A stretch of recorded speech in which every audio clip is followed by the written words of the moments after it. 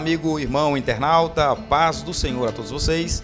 Está no ar, pela TV CPAD, o programa Teologia em Foco. Hoje nós recebemos uma entrevistada. Ela é psicóloga, tanto na área de educação como também psicóloga clínica. Ela tem várias especializações e é doutora em psicologia, mestrado em algumas áreas. Nós estamos falando da doutora Elaine Cruz, que também é comentarista de lições bíblicas de Escola Dominical dos Adolescentes e autora de várias obras publicadas pela CPAD, entre elas a mais atual, Equilíbrio Emocional. Doutora Elaine Cruz, seja muito bem-vinda ao Teologia em Foco. É um prazer estar aqui, é sempre muito bom a gente discutir coisas boas com pessoas inteligentes e discutir teologia. Bem, doutora, falar sobre emoções é o que faremos hoje. Então, amigo internauta, o foco de nossa entrevista de hoje é emoções. Vamos ao foco? Doutora, dizer que o aumento da iniquidade traz o esfriamento do amor é bíblico? É bíblico. Mas, além disso, o que o aumento da iniquidade traz, além do esfriamento do amor?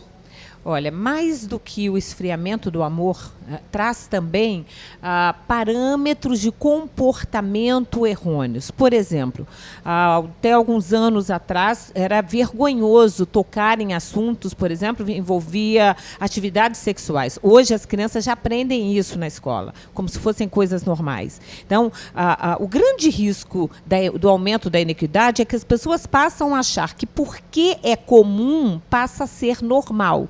Então, por que hoje é comum as pessoas falarem palavrão? Porque hoje é comum a gente ver uma diversidade sexual de atos sexuais, por exemplo, do homossexualismo? Porque é comum se tocar em algumas coisas, se vestir algumas coisas, se fazer algumas coisas? As pessoas acham que, por ser comum a iniquidade, é normal, está dentro do padrão. E, às vezes, achando, inclusive, que a igreja vai ter que lidar com isso, porque, afinal de contas, é normal. Então, uma coisa pode ser comum, pode ser politicamente correta, o que não significa que seja normal e nem biblicamente correta. E o aspecto do fruto do Espírito chamado domínio próprio, por que ele é tão importante? Porque o domínio próprio, na realidade, ele faz um amarrado em todas as outras facetas do fruto do Espírito, e ele fala da sobriedade, desse equilíbrio emocional.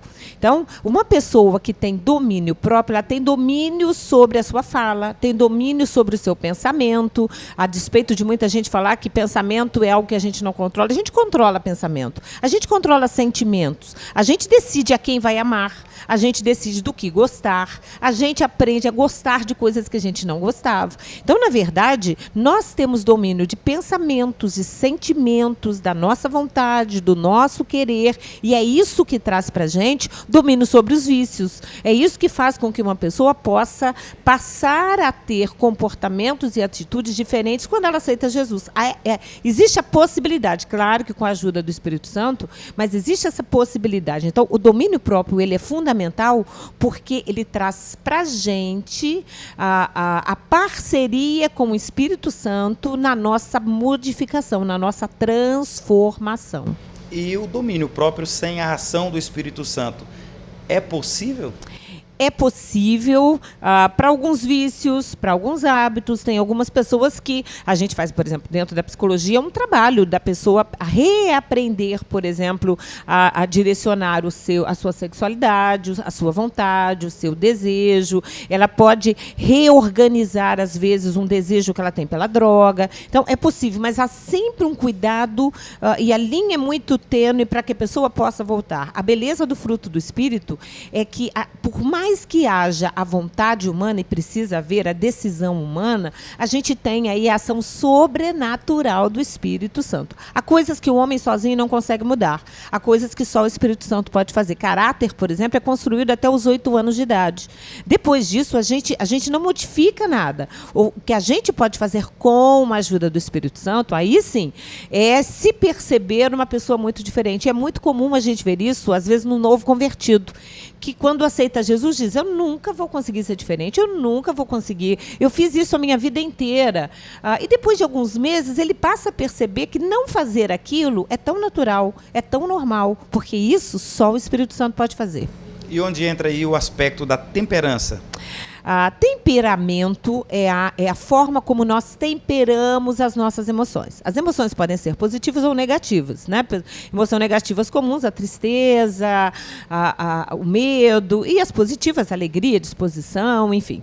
A forma como a gente tempera as emoções, a forma como a gente equilibra, tem a ver com o que nós chamamos de tempero ou de temperança, né? Ou de temperamento. Então, temperamento é algo inato. Quando se tem filhos, fica muito evidente isso. Como um filho tem uma forma de reagir a situações e um outro filho reage de uma forma diferente. Às vezes a ordem é dada para 2 filhos diferentes e um diz, a Bíblia fala até de 2 irmãos, né? Um diz, não vou fazer e depois faz. O outro diz, vou fazer e não faz.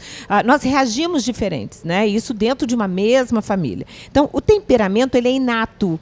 Ele vem com a gente. A gente não escolhe muito, né? E a tarefa dos pais é ir moldando, é ir tratando esse temperamento. Uma pessoa, por exemplo, que é mais falante, mais extrovertida, que gosta de ser o centro das atenções, essa criança tem que ser moldada de uma forma. Aquela outra que é mais tímida, mais medrosa, que é mais cuidadosa nas suas decisões, ela precisa ser incentivada a confiar mais, a brincar mais, a interagir mais. E aí, nós pais, educadores, pastores, a igreja faz muito isso, a gente vai trabalhando esse temperamento para que a gente consiga aí um equilíbrio. Tem uma questão que eu acredito que ainda é um tabu no meio cristão evangélico, que é a questão da pessoa ser tomada por depressão. Sim. Como a depressão tem sido encarada, sobretudo no meio evangélico, pela observação que a senhora faz, tanto como uma teóloga, como psicóloga? É interessante a gente colocar que quando a gente fala de depressão, a gente está falando de uma doença. Depressão não é um estado. Uma pessoa, por exemplo, ela pode ter depressão por, de uma forma bem breve, três situações específicas. Uma que a gente chama de desequilíbrio bioquímico. Acontece quando é aquela depressão que se herda de pai, de mãe. E aí é muito fácil a gente averiguar. Nada a ver com maldição hereditária. Não, é importante isso. Perfeito. Não, é uma pessoa, por exemplo, que nasce numa família que produz pouca serotonina.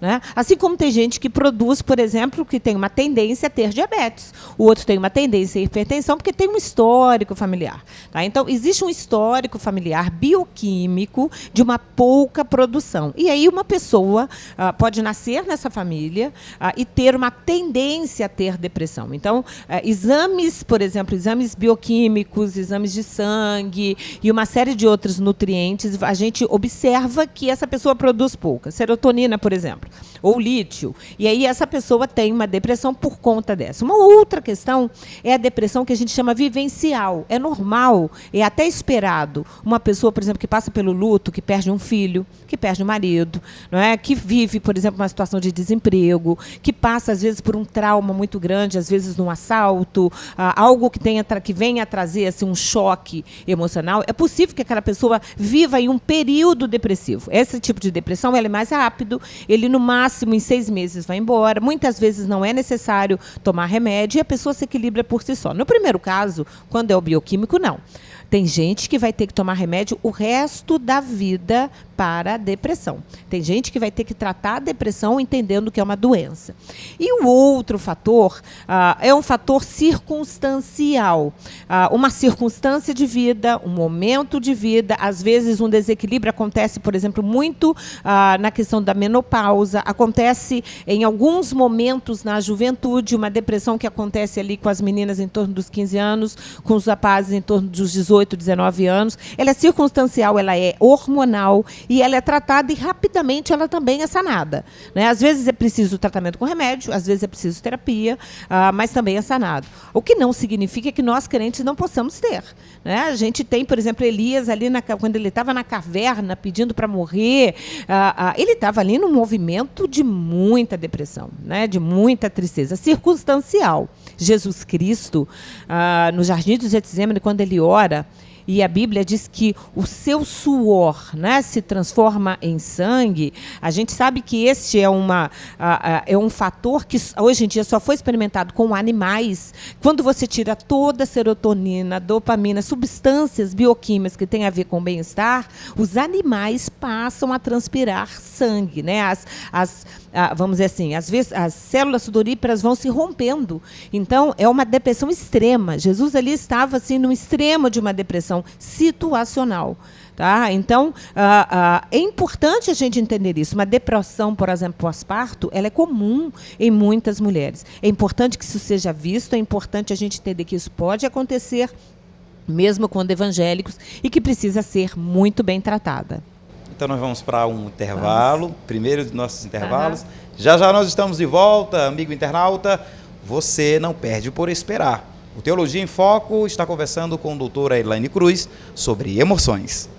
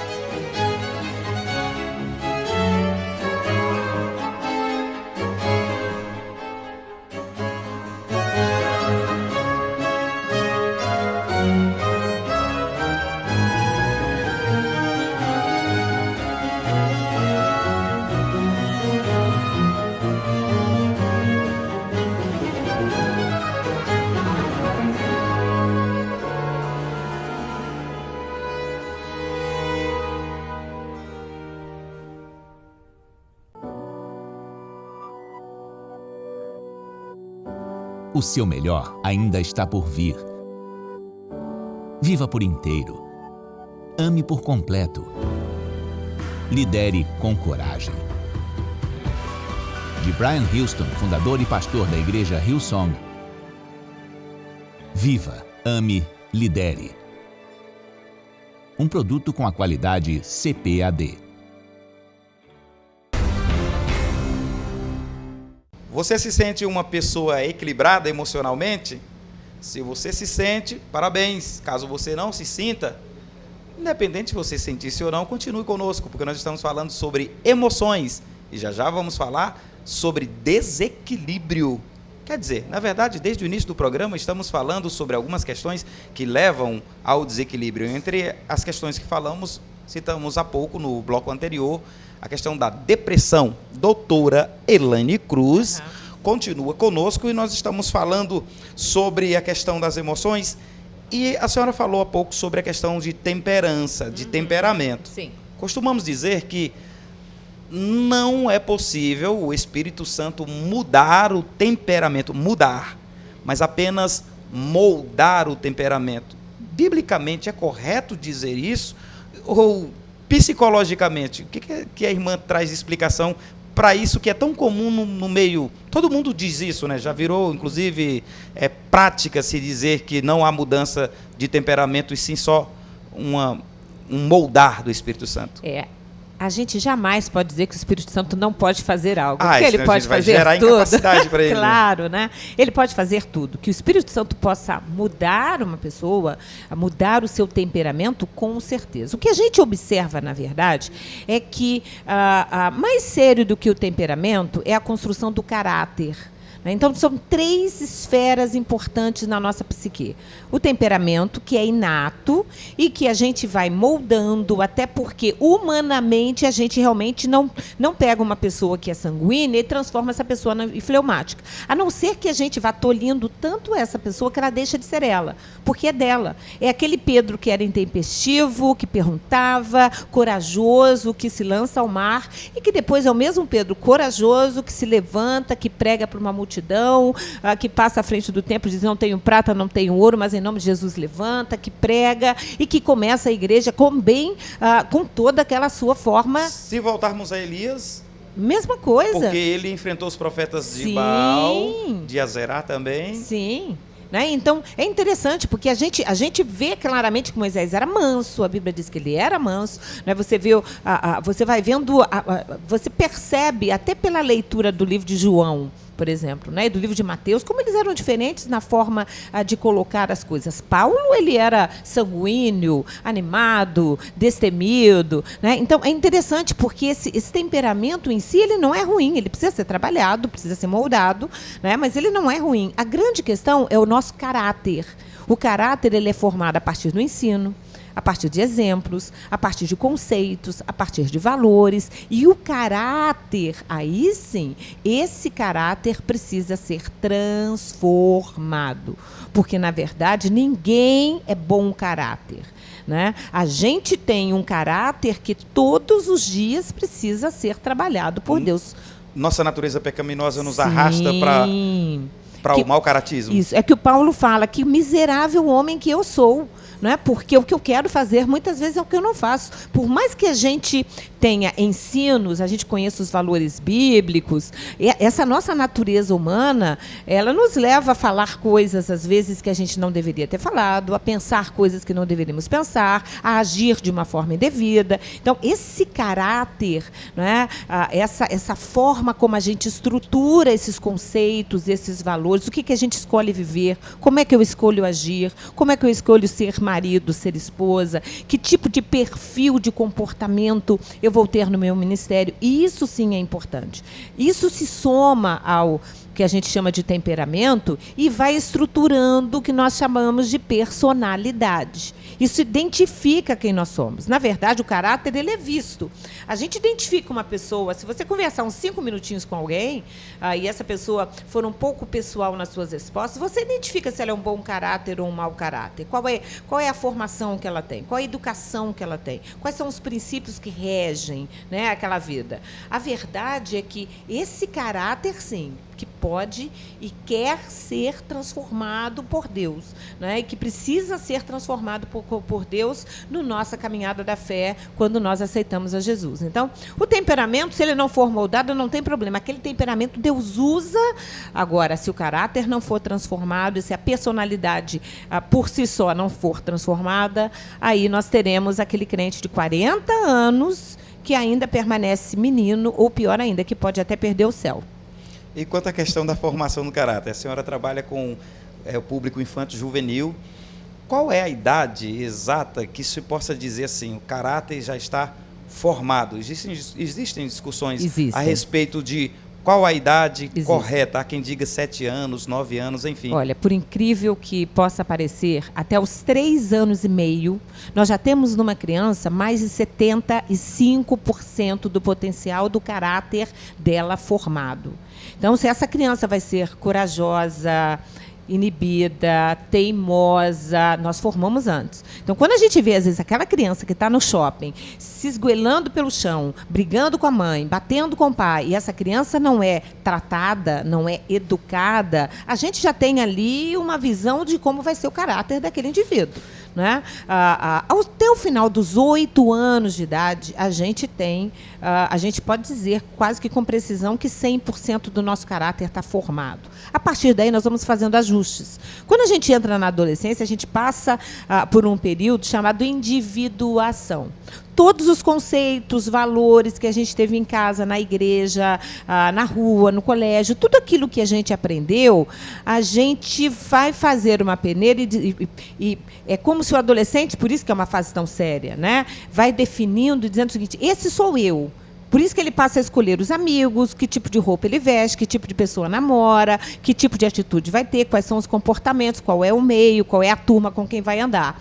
E até o final dos 25, 23 anos, a gente fecha esse processo de individuação. A partir daí, é muito complicado, mesmo em terapia, você receber uma pessoa, e eu sou terapeuta há mais de 30 anos, você receber uma pessoa e dizer o seguinte, não, eu vou mudar você da cabeça para baixo. É impossível isso. O caráter, ele é rígido, ele é muito bem formado. Então, por isso que é possível, por exemplo, quando uma pessoa não se converte, você encontra com ela aos 30 anos, quando você encontra com ela aos 60, as piadas são as mesmas, as atitudes são as mesmas, a história é a mesma, aquele erro se repete, e se repete, e se repete. Só quem muda isso é a ação do Espírito Santo de Deus. Daí a importância do fruto do Espírito, daí a importância de uma vida com Deus, daí a importância, não é, quando a gente lê em Paulo, da gente ter espírito, alma e corpo sendo todos os dias trabalhado, porque essa mudança de caráter, como a gente está falando de conceitos, e a gente recebe conceitos o tempo inteiro, corretos ou não,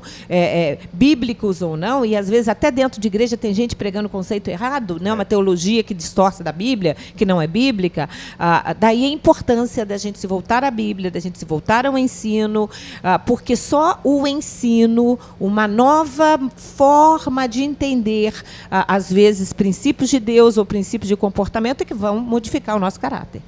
De quem é a responsabilidade da formação do caráter de uma criança e mais? E se este ou estes responsáveis pela formação do caráter de uma criança forem, entre aspas, mau caráter? Aí a gente tem uma criança que vai ser também mau caráter. Quem forma o caráter ele começa a ser formado a partir de exemplos.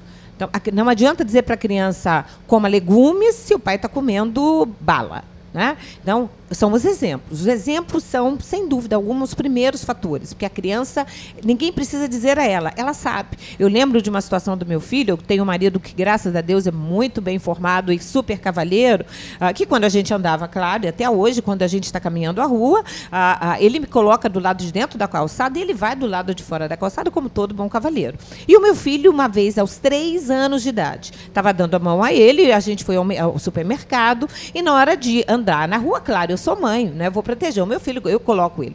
E ele disse não. Eu falei, não, você vai aqui dentro. Ele falou, não, eu vou do lado de fora porque eu sou homem. Então, nunca foi dito numa criança de 3 anos que o homem anda do lado de fora da calçada. Mas ele percebeu, ele percebeu a atitude do pai e tomou aquela atitude para ele. Exatamente assim, exemplo, ensino, e aí a casa, o pai, a mãe, o exemplo, aquelas pessoas que cercam, aí a gente pode expandir para a igreja. Por isso que nós precisamos levar os nossos filhos à escola dominical, nós precisamos formar esse caráter, a escola, os amigos, a mídia. Então, na verdade, hoje, a gente tem muito bom caráter sendo formado, às vezes, por pais evangélicos, mas se eles não vigiam o que esse filho está assistindo na mídia, o que é que a escola está ensinando, o que é que pelo celular está sendo ensinado, a gente tem uma formação de mau caráter. Então, é muito triste isso, porque as más companhias corrompem os bons costumes, a Bíblia já afirma isso. Então, o caráter ele é formado em casa no primeiro momento, mas, na verdade, todos esses meios sociais e espirituais influenciam na formação do nosso caráter. Ainda teremos muitos outros bons conselhos no próximo bloco, okay, porque nós voltamos já, após o intervalo. Experimente uma surpreendente viagem na história de Deus e uma forma confiável de aplicá-la em sua vida com a Bíblia de Estudo Cronológica Aplicação Pessoal. Totalmente colorida e ricamente ilustrada, ela oferece uma visão ampla ao inserir as Escrituras em 10 grandes eras, combinando os textos bíblicos em uma ordem sequencial de tempo desde a criação até o final. Bíblia de Estudo Cronológica Aplicação Pessoal, um produto com a qualidade CPAD.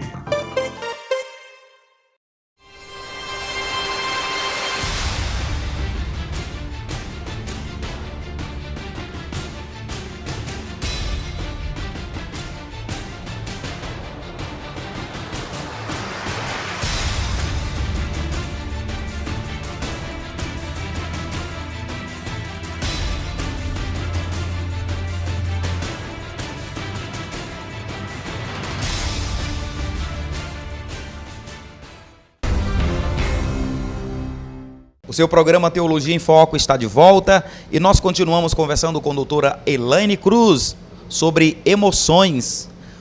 Doutora Elaine, nós pentecostais tendemos, digo nós, porque também sou, a senhora é pentecostal. Com certeza. Nós tendemos a valorizar mais os dons ou os carismas, o movimento e às vezes nós deixamos de lado o fruto do Espírito.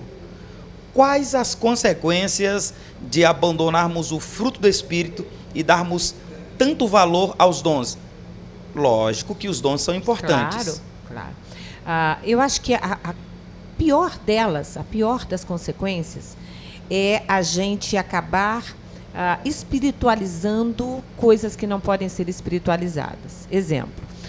A gente costuma, muitas vezes, medir a espiritualidade de uma pessoa exatamente isso, pela sua capacidade, pela quantidade de dons que ela tem. Então, se é uma pessoa que prega, que profetiza, que tem revelações de Deus, né, que tem uma palavra abençoada, ungida, tal, e essas coisas todas que nós pentecostais gostamos muito, e a gente precisa gostar mesmo, e se a gente prioriza isso numa pessoa, e essa pessoa, quando desce do púlpito, ou quando sai do holofote, é uma pessoa iracunda, teimosa, que tem um mau relacionamento, difícil de lidar, é uma pessoa que não tem domínio próprio, uma pessoa que às vezes tem comportamentos errados, muitas vezes esta pessoa acaba achando que pelo dom ela vai ser salva. E nós não seremos salvos pelos dons, nós seremos salvos pelos frutos. São pelos frutos que nós seremos conhecidos. A Bíblia é muito clara. Muitos vão chegar diante de Deus, e a gente sabe em que momento vão chegar, não vai ter mais chance, né? E vão dizer, mas eu profetizei, eu falei em línguas, eu preguei muito, eu cantava. E vão ouvir, apartai-vos de mim, que eu não vos conheço. Então, na verdade, quando a gente se converte, quando a gente inicia, e eu tenho o privilégio de ter nascido na igreja, mas ninguém está isento disso, a gente precisa que o Espírito Santo que habita em nós tenha liberdade de trabalhar em nós. Né? Só que esse trabalho é com a minha aquiescência. Eu decido, né, deixar o Espírito Santo trabalhar em mim. Então, sou eu que fecho a boca, sou eu que decido não pensar, sou eu que escolho os meus pensamentos, sou eu que defino as minhas ações, sou eu que delimito até onde eu vou falar. E nós decidimos. E a gente precisa entender que essa ação do Espírito Santo de nós é para construir frutos, porque nós não podemos mais viver um evangelho onde há muito barulho, muito reteté, muita emoção, muito choro, muita lágrima e pouca transformação. Né? Quando a pessoa sai de um culto festivo, falou muito em línguas, cantou muito alto, sai rouca do culto. Mas quando chega em casa, a gritaria permanece. Então, é muito sério, porque a prioridade bíblica é pelos frutos, né? É o comportamento, é uma nova maneira de viver, é oferecer a Deus um culto racional. Então, é isso que o apóstolo Paulo quer dizer quando ele fala sobre o mover de Deus e assim a perca da razão de alguns que não sabem nem o que foi que aconteceu no ambiente do culto. Crente não tem que andar em êxtase. Né? Nós temos a alegria do Espírito Santo, é muito bom falar em línguas, é muito bom sentir a presença de Deus, mas assim, a gente sabe que até mesmo o Espírito que habita em nós, ele está sujeito a nós, a Bíblia diz isso, o Espírito está sujeito ao profeta, e não é só no momento da profecia, né? Uma pessoa que sai rodando, a outra que sai caindo, a outra que sai gritando, o outro que atrapalha às vezes até o pregador, porque fala mais alto do que o pregador. Há limites para tudo, e a Bíblia ensina sobre isso. Então, na verdade, quando a gente fala de sobriedade, quando Paulo fala de culto racional, é porque a nossa razão, o tempo inteiro, ela está atenta. Nós resistimos ao diabo com a nossa razão. Nós resistimos a Satanás na nossa razão. Né? Deus não trabalha com hipnose, Deus não trabalha com inconsciente, Deus trabalha com coisas conscientes, racionais. E a nós, por isso que Paulo diz, você tem que saber muito bem defender a razão da nossa fé. O nosso culto a Deus é racional, é espírito, corpo e alma, apresentados a Deus no culto racional, aonde o tempo inteiro a gente tem a racionalidade, e aí sim, o nosso espírito, cheio do Espírito Santo, com a presença do Espírito de Deus, aí a gente vai sair de um culto entendendo o que a gente precisa mudar. Né? A gente vai ouvir uma pregação e vai priorizar aquela pregação que nos ensina, que nos dá embasamento bíblico, que nos faça pensar, porque não há mudança sem conscientização.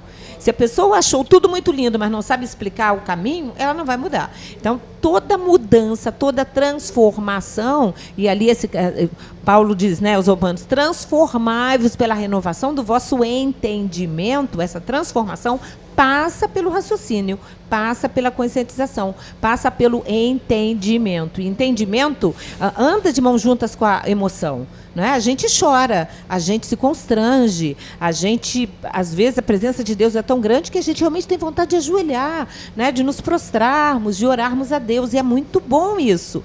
Só que não pode ser só emoção.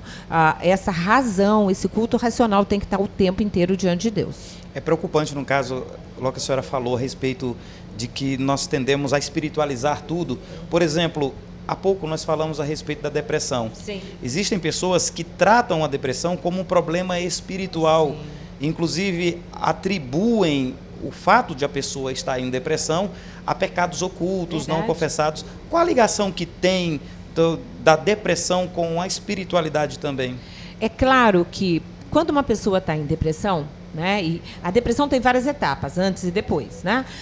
Até ela entrar em depressão, ela passa pela ansiedade, ela passa pela melancolia, ela passa pelo estado de angústia, e a cada estado desse tem uma forma de tratamento, às vezes uma medicação que tem que ser tomada, há muito estresse, muita fadiga, até que chega uma hora que a pessoa não consegue mais levantar da cama, não consegue mais pensar, e aí, nesse momento, a gente pode até ter uma influência maligna no sentido de fazer com que aquela pessoa até dê cabo da vida, como acontece se a pessoa não se trata.